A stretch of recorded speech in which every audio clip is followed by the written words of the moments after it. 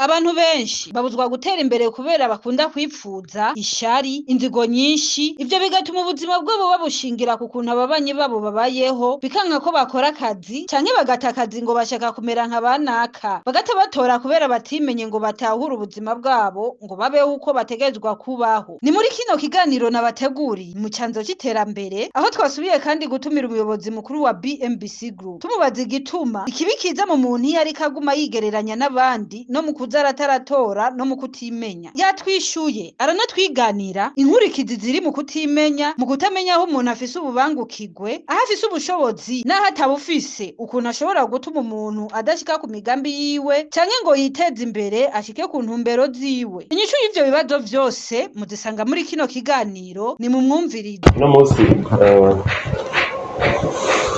kandi gituma abantu bagira ingorane mu mibereho yabo y'akazi mu buzima bwabo professionnel. Iryo shari ryane ishari n'inzigo ni ibintu ngaha mu Burundi bigwiriye cyane. Hariho n'abantu babikomeza ku buryo usanga umwanya akoresha mu kwiyumvira n'abandi no mu kwipfuza ibyo abandi bafite canke mu kumvira ishari no kwipfuza inabi ari ugasanga ni nguvu nyinshi. Rero uno munsi ngomba kugaruka kuntu kuba abantu bagira ishari n'inzigo harimo no kuvuguruza Imana. Sinzi ukuntu musoma mwebwe ijambo ry'Imana, kubera birivuga yuko Imana itanga ingabirano zitandukanye. Imana itanga ingabirano zitandukanye. Ça veut dire quoi?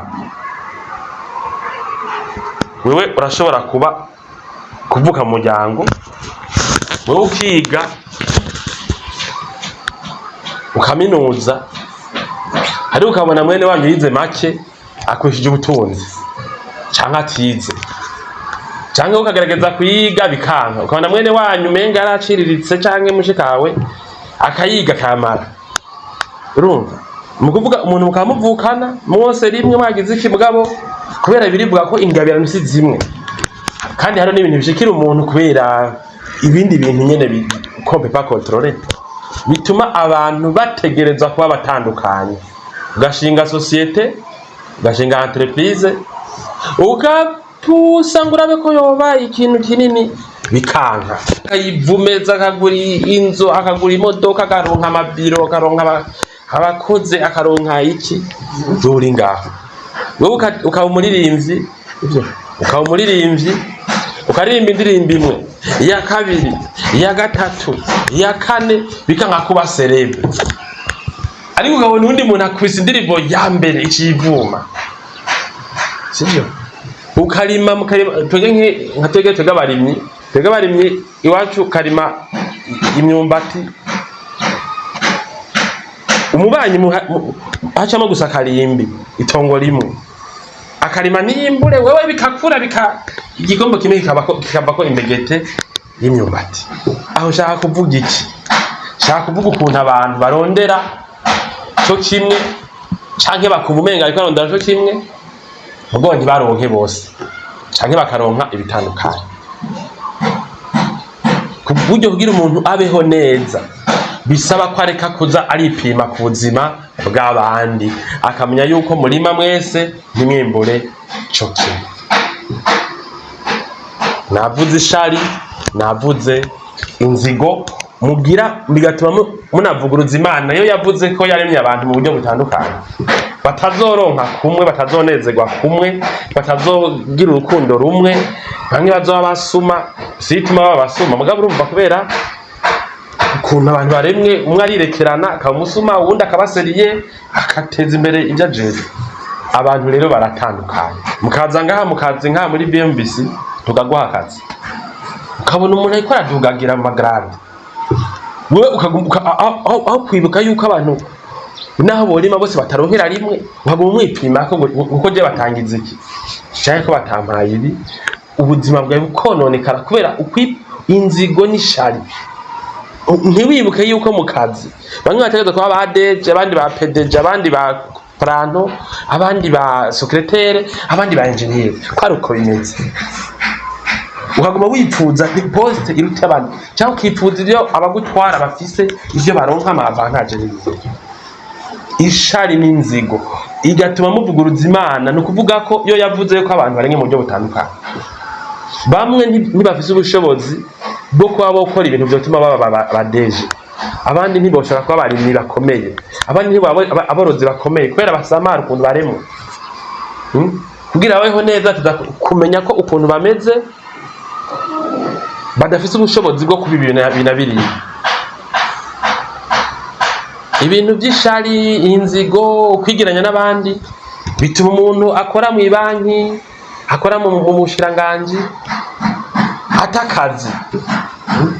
Ngo mbonye ngo ziranotse ngo yabaye mu entrepreneur ngo acaronka ngo n'umutunzi gakomeye. Ngo mbonye naka. Ngo mbonye ngo PDG ngo mitagato ngo mu entrepreneur ngo ashiye ngo aronka ngo ibi bafite societe bikomeye.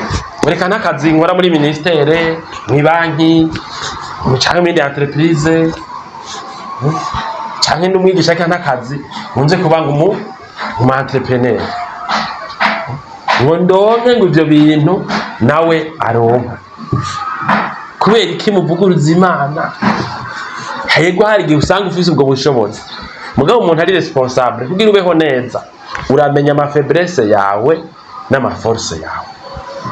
Nka twebwe turaza ahantu turi fort, nka jewe ndaza ahantu ndi fort, ndaze n'ahantu ndi faible. Hariho akazi no kwigera nkora naho BMBC ntoba ndayikoramo, hari ibintu namaze kubona ko nafisemo ingabirano. Namaze imyaka yose ngerageza kumenya nti ni hehe ndi foro, kuko utahamenye ntufuteye imbere. Utahamenye umenya ahantu Imana no kwitufise ingabirano hari utahandi. Ubona mwene wanyu arimye kaja kurima, we ashoye ikamyo z'ibintu we kanje nshobore. Mwaka ukabona udandaje ateye imbere, basheba bwaburimyi ukaja kudandaza. Mwaka kurikira ukumva ubundi yagize societe, bakategura societe nikora ibi nibi, ikora ibinyobwa, idandaza, import export. Ubundi ukabona ngo reka ngire kenkayeri, reka ndandaza inkwavu, reka norora inkwavu, reka norora ingurube, kubera ubonye abandi bariko barabikora. Nukuvuga kubera wowe utiyizi, utwagwa no kwiga ubuzima bw'abandi ngo ubukopye, ucubaho ubuzima bubi. Nimwe navuga ko ari ukuvuguruza Imana. Yo yavuze ko yaremye abantu mu buryo butandukanye.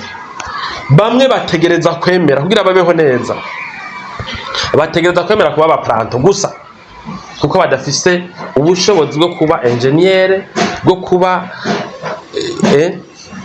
secrétaire, bwo kuba barimyi, bwo kuba ibi. Ugasanga umuntu w'umuplanto yibereho neza n'umuryango we watekanye kubera ari ahantu hahuye n'ukuntu aremwe. Bamwe ntibashobora kuba abasoda bameze neza kubera batarinda canke nakundi vyisi. Abandi bantu kubera ukuntu baremwe, ariko aragwanda igihugu ciye camutumye, yumva ari muri mudu yiwe, sivyo? Donc umuntu wese, abandi ntibashobora kurara kwijoro, ntibashobora kuba abaganga kubera ntibora kwizamu, barakunda kuruhuka.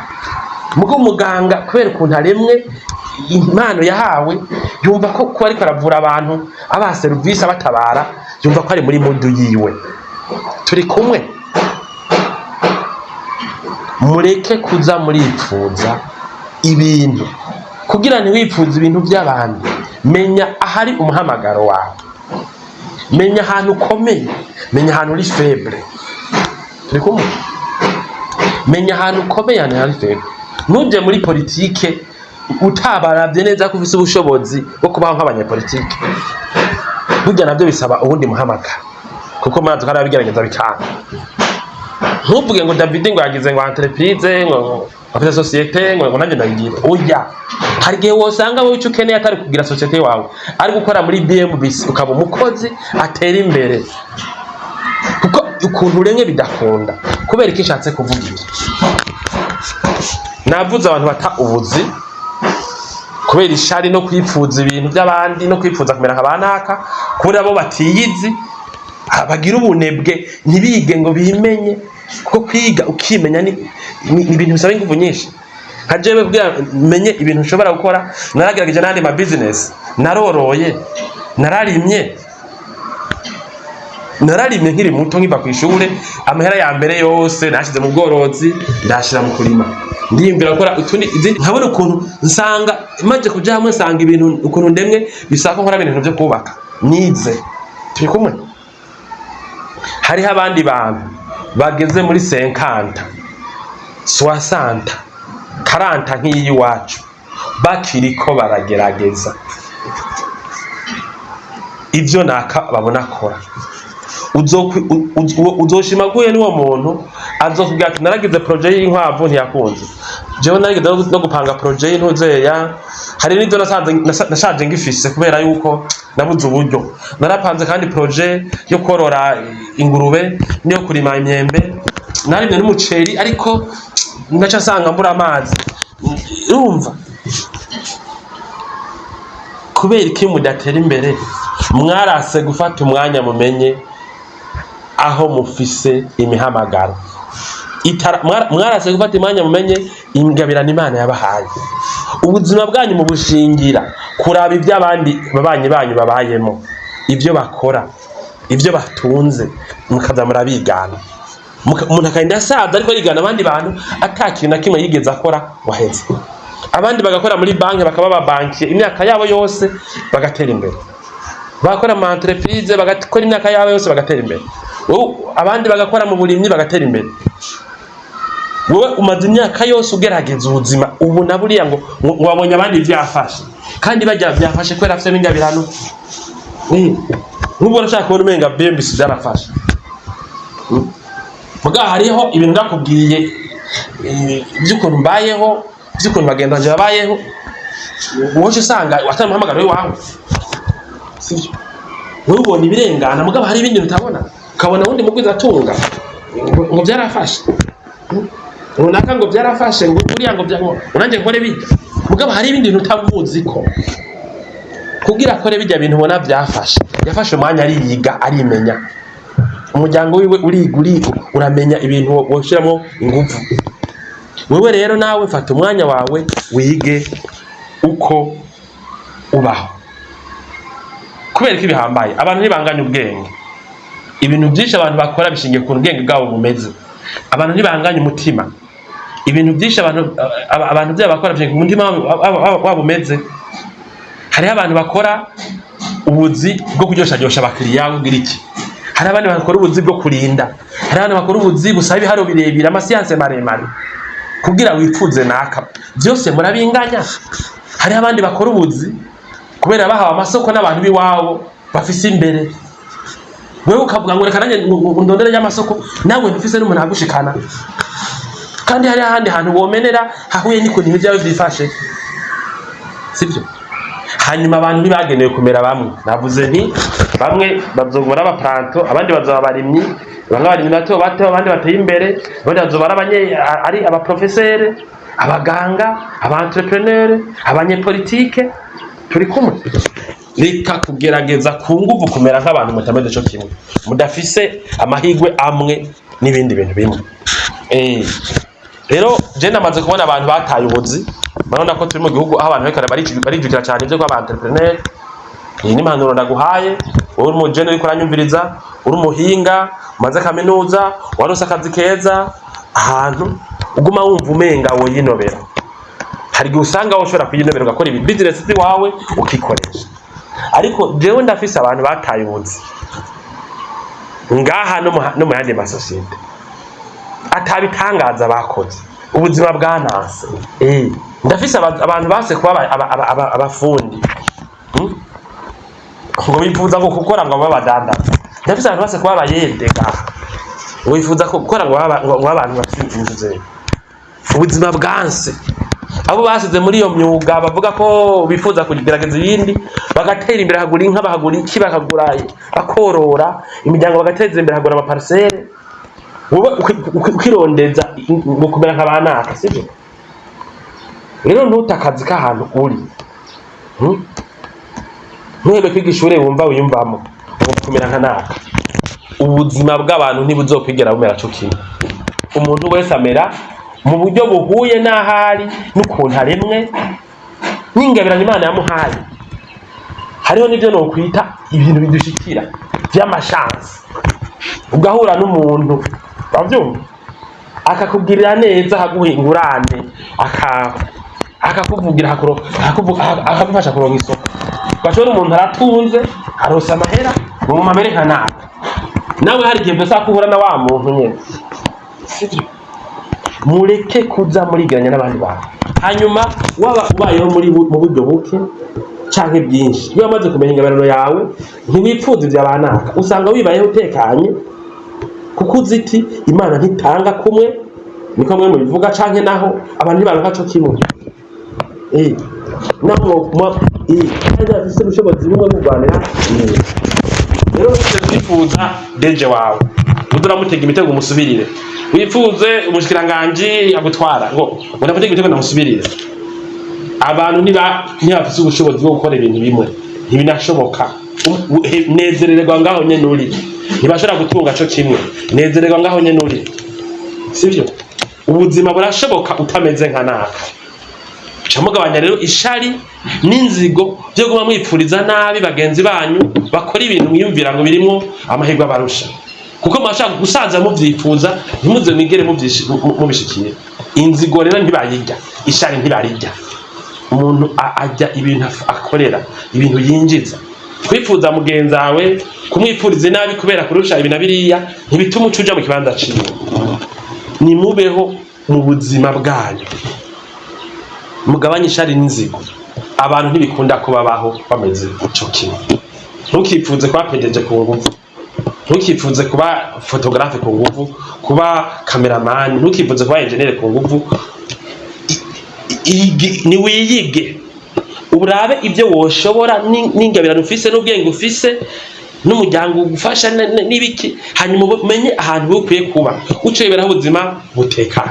Murakoze, nibaza ko twaze neza mugira ibihe byiza. Bantu mutaritura BMBC Group muriko murahomba. BMBC Group nishira hamwe rutura yubaka rigaca rigurisha amazu kuva mu 2012. BMBC Group ririko rirubaka amazu mu gisagara ca Bujumbura, ibigwati vy'amazu meza cane hafi uburari 1000. Umve tubahonje, BMBC Group iriko yubaka ibigwati vyagutse cane, usangamwe amazu amajana n'amajana.